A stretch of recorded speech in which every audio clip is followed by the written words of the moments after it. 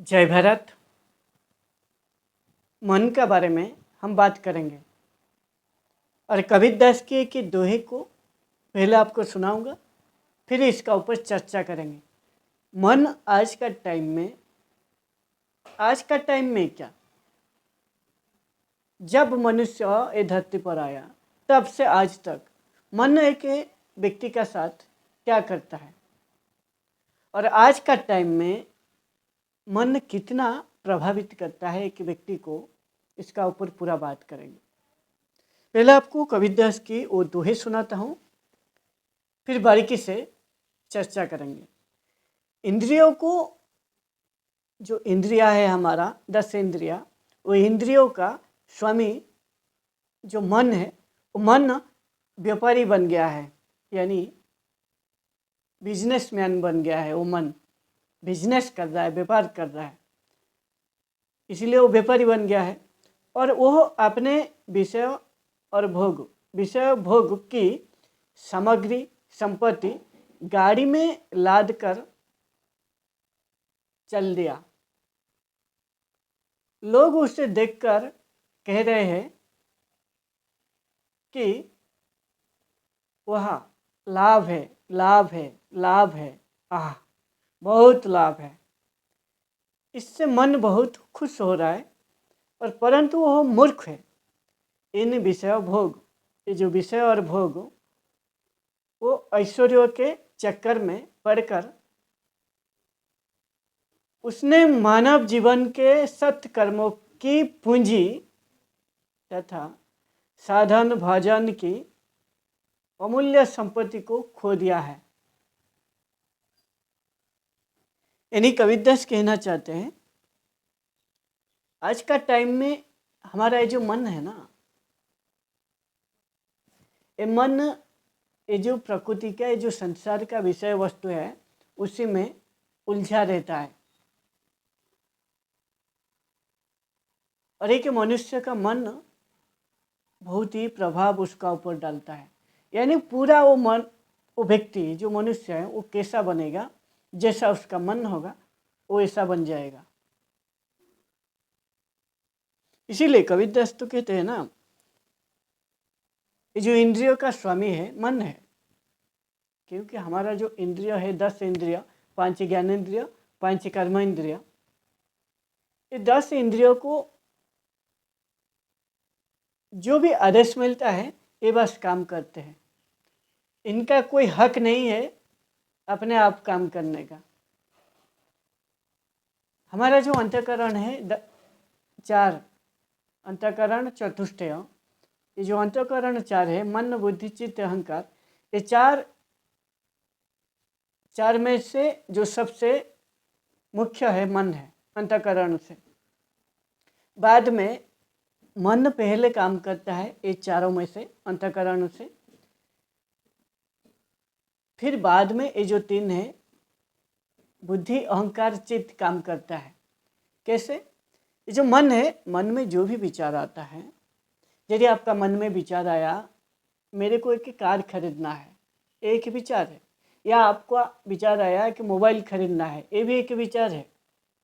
और आप सोचा, आपका विचार आया मेरा फ्रेंड का पास जाना है, देखना है वो क्या करता है, ये भी एक विचार है। ऐसे दुनिया का जो भी विचार आपका मन में आता है, पहले मन में विचार आता है, फिर ये जो मन है, जो विचार आया ना, और आपका जो अंतःकरण है और जो बाकी 3 है, उसका ऊपर काम करते हैं। यानी आपका जो बुद्धि है, वो बुद्धि लगाएगा जो भी विचार आया वो सही है या गलत है, बस इतना आपको उसका काम है। यानी आपका भीतर एक विचार आया, जो विचार आया वही विचार का अपने आप आपका भीतर आपको लगेगा ये सही नहीं है, ये गलत है, ये सही है, ये गलत है, ये गलत है, ये सही है, ये सही है, ये गलत है। ऐसा आपका मन में आपको, आपका भीतर में खुद आपको लगेगा। फिर जो चित्त है, चित्त क्या है ना, जो भी विचार आया है, यदि वो पहली बार वो विचार आया है, उसका ऊपर आपका जो चित्त, अहंकार और बुद्धि, ये तीनों का ज़्यादा दखल नहीं होगा। क्योंकि जो पहली बार विचार आता है, पहली बार विचार का मतलब है जब आप कुछ नया चीज़ दुनिया में देख रहे हो या नया चीज़ आप करने के लिए सोच रहे हो, आउट ऑफ बॉक्स में जाके। यानी दुनिया में हर आदमी जैसे जी रहे हैं, जो भी महल में आप रहते हो, उस महल से कुछ बाहर आप सोच पाते हो, यानी आउट ऑफ बॉक्स आपका थिंकिंग है, जो आप कभी देखा नहीं है, जो सुना नहीं है। जो भी महल में आप रहते हो, जो भी महल में रहते हो, यदि सभी बाइक चलाते हैं, यदि आपका मन में विचार आ जाएगा मैं एक कार खरीदूंगा, तो ये जो आपका विचार आया, ये आपका आउट ऑफ थिंकिंग, यानी आउट ऑफ बॉक्स। जो बॉक्स मतलब वो जो भी आप महल में रहते हो, वो महल से, जो महल में सभी गाड़ी चलाते हैं, बाइक चलाते हैं, आप लेकिन कार चलाएंगे, ये जो आउट ऑफ बॉक्स है, यानी आपका थिंकिंग से बाहर सोचना। जब आप बाहर सोचोगे उसका बारे में, आपका जो चित्त और अहंकार और आपका बुद्धि, चित्त में तो आपका कोई आया नहीं होगा, कोई भी उसका बारे में अनुभव नहीं होगा, क्योंकि आप कभी देखा नहीं होगा कार कैसा है, कैसा दिखता है, कैसा कलर है, क्या प्राइस होगा, कौन सा कंपनी का होगा। इसीलिए आपका जो चित्त है, चित्त का खाली विजुअल कराना है। पुराना जो अनुभव है, जो देखा होगा, सुना होगा, या कोई भी छू के अनुभव लिया होगा, उसी का आधार पर जो उसका अनुभव है, पिछले अनुभव, उसी को आपका सामने प्रेजेंट करता है। और इसका पास कोई अनुभव नहीं है, इसलिए वो चित्त कोई अनुभव आपका सामने प्रेजेंट नहीं करेगा। लेकिन ये जो बुद्धि है, ये बुद्धि आपको जरूर लगाएगा। कल लाने से आप ये जो महल में रहते हो, आप थोड़ा अलग लगोगे। ये बुद्धि जरूर दिखा देगा, मतलब बुद्धि आपको आपका भीतर एक बता देगा। वो अपने आप बुद्धि आपको बता देगा, ये महल में तुम गाड़ी लाओगे तो हो सकता है तुम्हारा गाड़ी को कोई चोरी कर ले, कोई तुम्हारा गाड़ी को ख़राब कर दे, कोई तुम्हारा गाड़ी को पसंद करे, कोई तुम्हारा गाड़ी को देख के तारीफ़ करे। वो बहुत प्रकार का मन जो है वो थिंकिंग लाएगा, अच्छा ला सकता है, बुरा ला सकता है। ये दोनों लाना ये जो बुद्धि का काम है। जब आपका जो अहंकार है, वो अहंकार जो है, ये अहंकार जो है, ये शरीर का साथ जन्म से मिलता है, और ये अहंकार शरीर में हमेशा तक रहता है। ये आपका शरीर का साथ जुड़ा हुआ अहंकार है। और एक जो अहंकार आप बोलोगे, दूसरा व्यक्ति को देख के यदि आप खुद को बड़ा बोलने लगते हो, वो आदमी से मैं बहुत बड़ा हूँ, मैं दुनिया का अकेला राजा हूँ, मेरे से कोई बड़ा नहीं है, मेरे को कोई हरा नहीं सकता, ये अहंकार है। और ये जो अहंकार है, ये प्रकृति से, यानी इस संसार से, ये दुनिया से ये अहंकार आया है आपका भीतर। ये अहंकार खतरनाक है। लेकिन आपका जो चित्त का बाद में जो अहंकार साइन करेगा, जो आपका अंतःकरण में रहता है, अंतःकरण का जो अहंकार है, ये आपके लिए क्या अच्छा है, क्या सही है, क्या ठीक है, क्या गलत है, आपका शरीर कैसे ठीक रहेगा, पूरा आपका अस्तित्व का हिसाब से वो काम करता है। आपका थिंकिंग प्रोसेस कैसा है, आपका क्वालिटी कैसा है, आपका बिहेवियर कैसा है, आप कैसे काम करते हो, आप कैसे, आपका शक्ति है, आपका क्या स्किल है, उसी का हिसाब से ये जो अहंकार है, वो लास्ट में साइन करता है, वो राजी होता है। यदि ये जो अंतःकरण में जो अहंकार है, यदि वो साइन नहीं करता है, वो यदि राजी नहीं होता है, यदि वो मानता नहीं है, ये जो विचार आप देखा है नया कार खरीदना, यदि वो राजी नहीं हुआ, फिर आपका ये जो विचार है उसका ऊपर आप संकल्प नहीं ले पाओगे, यानी उस काम को करने के लिए आप प्रतिबद्ध नहीं हो पाओगे, यानी आपका साहस या भरोसा में कमी आ जाएगा, उस काम को आप कर नहीं पाओगे। यदि ये जो अहंकार साइन कर दिया, राजी हो गया, यस बोल दिया, हाँ बोल दिया, तो आप उस काम को करने के लिए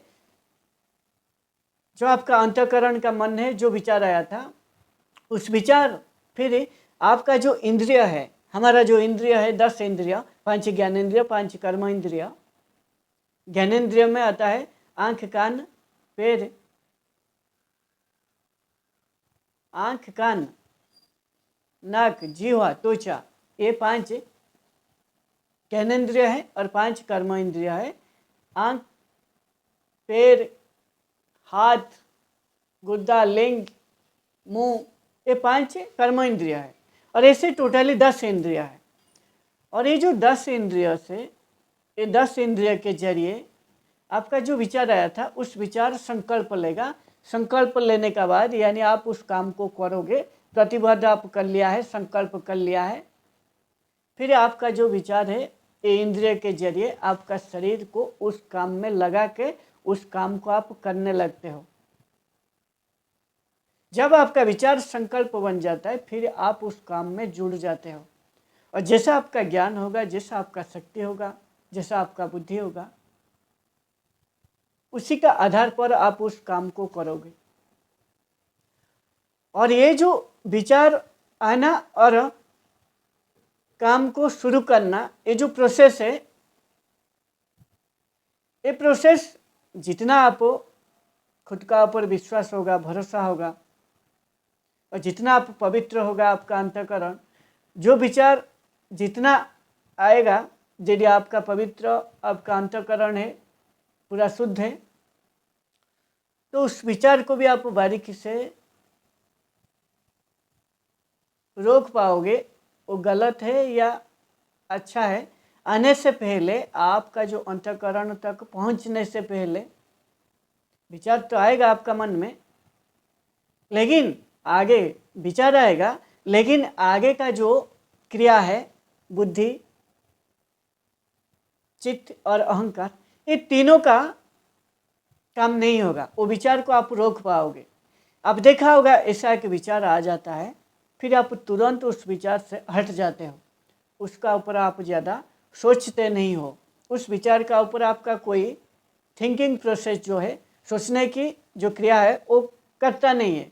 आप उस विचार को तुरंत निकाल देते हो, ये विचार ठीक नहीं है मेरे लिए, ये विचार आना नहीं देना चाहिए मेरा माइंड को या मेरा मन को। फिर आप इजीली उस विचार को छोड़ देते हो और जितना आपका मन यानी आपका अंतःकरण पवित्र होगा, शुद्ध होगा, उतना आपका जो भी विचार आपका भीतर आएगा उसको आप रोक पाओगे या बारीकी से जान पाओगे। जब आपका अंतःकरण शुद्ध हो जाता है, फिर ये जो कबीरदास कहते हैं, ये जो आपका मन जो आपका साथ व्यापार करता है ना, ये विचार ला के इधर इधर इधर चलो अच्छा मार्केट है, इधर चलो अच्छा मार्केट है, ये गली में ज़्यादा व्यापार होगा। ज़्यादा व्यापार होगा मतलब है, मन का व्यापार का मतलब है जो जिधर आपको मन लेके जा रहा है, जो गली में, वो गली में आपको विषय और वस्तु ये दोनों ही प्रकृति का हिस्सा है। आप जो एक वीडियो ये मोबाइल में देख रहे हो, ये मोबाइल भी एक विषय है, वस्तु है, और मैं भी एक विषय वस्तु हूँ प्रकृति का। हर एक चीज़ प्रकृति का विषय वस्तु है और यही में हर एक व्यक्ति पागल होता है भोगने के लिए विषय को, और यही मन का काम है। ये जो विषय वस्तु है उसी का ऊपर ये जो मन है उसी का पीछे भागता है और उसी में व्यापार करने के लिए आपको लेके जाता है उस गली में, उस जगह के लिए। उस जगह में आपको अच्छा अच्छा विषय आपको भोगने के लिए मिलेगा, विषय वस्तु। यदि आपको खुद का ऊपर नियंत्रण नहीं होगा, जो विचार आएगा उस विचार का पीछे आप चला जाओगे उस गली को, और उस गली को जाने के बाद आप जो विषय वस्तु में फंस जाओगे। इसीलिए मन ना बहुत विचार आएगा, बहुत व्यापार करने के लिए कोशिश करेगा आपका साथ, और फिर गाड़ी में, संपत्ति में, गाड़ी जो है ना, वो गाड़ी में जो विषय वस्तु का जो भोग है, विषय और भोग, ये जो संसार का, वो सामग्री जो है ना, वो सामग्री आप गाड़ी में लेके आओगे आपका घर को, और उसको भोगने के लिए कोशिश करोगे।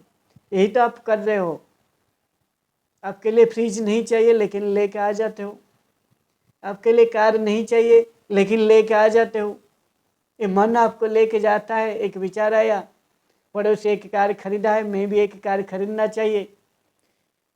फिर आपका मन आपका साथ खेल कर दिया, यानी आगे लेके जाएगा वो मार्केट में, जहाँ पे कार मिलता है वहाँ पे व्यापार करेगा, और वो कार, जो कार है उस कार को लेके आएगा। और यही मन का काम है। और जब व्यक्ति नहीं जान पाता है, ये मन उस व्यक्ति के साथ बहुत अच्छा व्यापार करता है।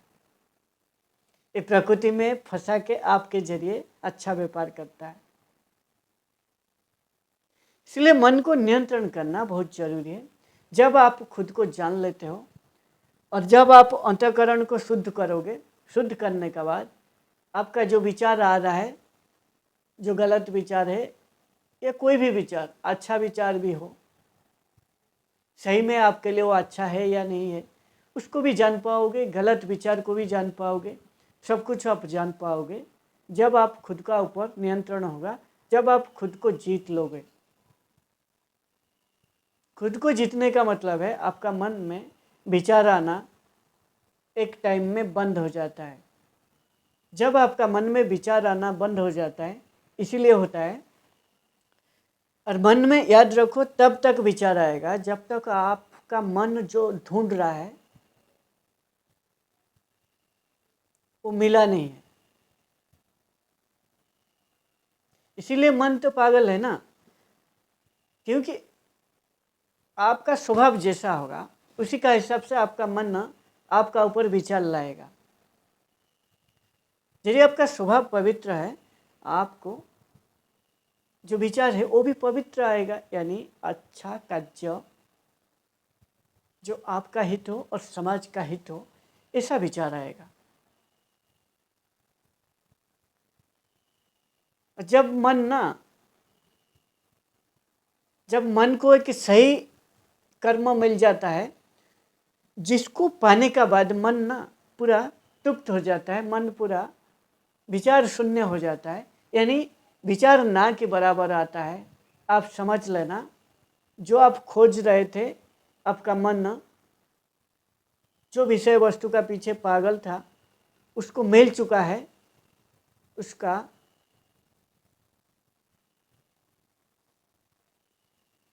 अंतिम खोज उसका पूरा हो चुका है। इसीलिए एक टाइम में आप ऐसे एक काम चुन लेते हो, कोई भी काम हो, जो काम याद रखना आपका हित करे और समाज का हित करे, और आप गर्व से आप दूसरे को बता पाओ मैं जो काम कर रहा हूँ बढ़िया काम कर रहा हूँ, और मेरा हित होता है, दुनिया का भी हित हो रहा है, और मेरा एक अच्छा व्यक्तित्व बनता है, और समाज का भी अच्छा व्यक्तित्व, यानी समाज को ऊपर उठाने के लिए मेरा काम मदद करता है। यानी समाज का हर एक व्यक्ति का काम में मेरा काम आता है, बेहतर बनाता है उनका जीवन स्तर को। यदि ऐसा काम आपको मिल चुका है, तब आपका मन न आपका साथ व्यवहार करना बंद कर देगा। व्यवहार करना बंद कर देगा मतलब है ये जो संसार का विषय वस्तु का पीछे वो पागल था वो बंद हो जाएगा।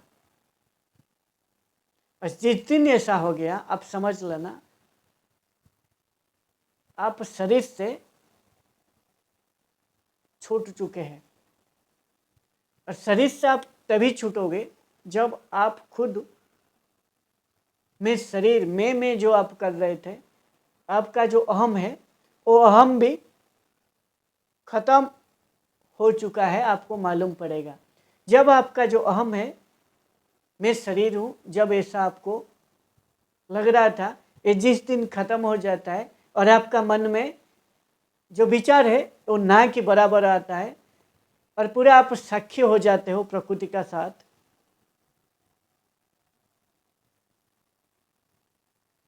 फिर आप समझ लेना आप आत्मा में जी रहे हो, जो सनातन का सबसे हाईएस्ट लेवल है एक इंसान का, यानी शरीर से ऊपर उठ जाना। शरीर में आप तब तक रहोगे जब तक आप संसार का विषय वस्तु को भोगने के लिए आप कोशिश करोगे, तब तक आपका शरीर है आपका साथ जुड़ा रहेगा। जब आप संसार को बारीकी से समझ जाओगे, विषय वस्तु को समझ जाओगे, इससे ऊपर उठ जाओगे, संसार का साथ साक्षी हो जाओगे और आपका विचार, मन में जो विचार है वो ना के बराबर आएगा और आप एक सही काम चुन लिया है, जो काम आपका हित कर रहा है और प्रकृति का, संसार का, दुनिया का भी हित कर रहा है, हर एक आदमी का वो काम मदद कर रहा है उनका जीवन स्तर को सुधार करने के लिए, तब आप समझ लेना आपका जो जीवन का खोज है, यानी आपका जीवन का जो असली महत्व है, जीवन का जो उद्देश्य है, मुख्य आप खुद को कर चुके हैं। मुख्य मतलब है, मुख्य का इतना मतलब है आध्यात्मिक भाषा में, आप शरीर से खुद को मुक्त कर देना। क्योंकि शरीर यदि आपका साथ रहता है ना, अहम भाव में शरीर हूँ, इसलिए आप प्रकृति का विषय वस्तु को भोगने के लिए कोशिश कर रहे हो। यदि शरीर नहीं रहेगा, शरीर नहीं रहेगा का मतलब है शरीर का भाव से आप नहीं जियोगे। फिर आपका जो बेसिक है, जो आपका जीवन को खाली जीने के लिए जो बेसिक सुविधा आपको चाहिए, उसी का हिसाब से आप जियोगे। यानी आपको दिन प्रतिदिन बेहतर करने के लिए जितना आपको चीज़ चाहिए उसी का ऊपर आप काम करोगे और हर दिन आप ज्ञान को, आपका जो अंडरस्टैंडिंग लेवल है उसको बढ़ाओगे, क्योंकि यही आपको बेहतर इंसान बनाएगा। और यही जो ज्ञान है आपको शरीर से आत्मा तक पहुंचाया है। इसीलिए एक व्यक्ति का जो उद्देश्य है मुख्य कर्म यानी धर्म, मुख्य धर्म, अर्थ, काम, ये जो चार है, ये जो उद्देश्य को, चार उद्देश्य को वो पूरा करेगा और उसका जीवन को खोल के जिएगा और उसका जीवन का जो अनंत संभावना है वो अनंत संभावना तक खुद को लेके जा सकता है।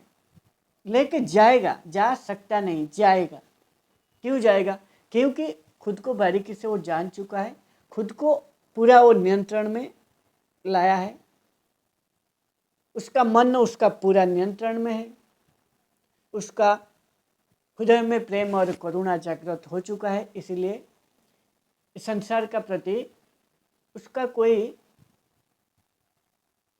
गुस्सा, क्रोध कुछ नहीं है, खुद का प्रति प्रेम है। इसलिए उसका जो आँख है दूसरे का प्रति भी प्रेम की नज़रिया में देखता है। और जब व्यक्ति खुद का प्रति प्रेम है और दूसरे का प्रति प्रेम है, तब वो कैसे भोगेगा हर एक चीज़ को? क्योंकि खुद का साथ वो जो देख रहा है दूसरे का साथ भी वही देखेगा, क्योंकि वो हर दिन खुद को भी भला कर रहा है, इसलिए वो दूसरे को भी भला करने के लिए, यानी दूसरे का भला करने के लिए हर दिन प्रयास करेगा। इसीलिए वो संसार का विषय वस्तु से साथ, विषय जो वस्तु है उसका साथ साक्षी हो जाता है, उसको भोगने के लिए कोशिश नहीं करता है। जब व्यक्ति ऐसा हो जाता है ना, फिर वो जो भी काम चुना होगा वो काम जीवन भर उसी को करेगा और एक बेहतर तरीके से करेगा। इसीलिए उसका जीवन जो है खुल के जिएगा और उसका जीवन को जो अनंत संभावना है उस तक लेके एक ऐसा जीवन जिएगा जो संसार का भला करेगा।